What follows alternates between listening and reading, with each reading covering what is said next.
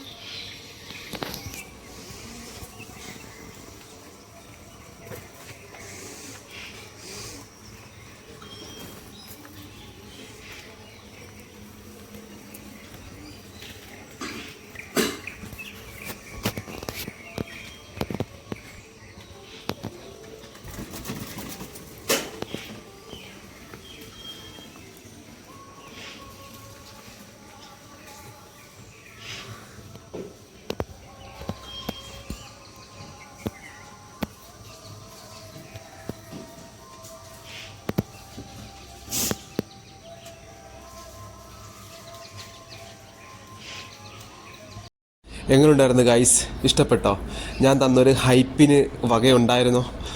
എനിക്കൊരുപാട് സന്തോഷം തോന്നി, മമ്മിയോട് ഒരുപാട് സ്നേഹമൊക്കെ തോന്നി. കാരണം വെച്ചാൽ ഇത്രയും നല്ലൊരു എഫേർട്ട് ഇട്ട് ഇത്രയും അടിപൊളിയാക്കി മാറ്റിയില്ല. നമ്മുടെ വീടൊരു പൂവല്ല, ഒരു പൂന്തോട്ടമല്ല, ഒരു പൂങ്കാവനമാക്കി മാറ്റി. ഒരുപാട് അടിപൊളി.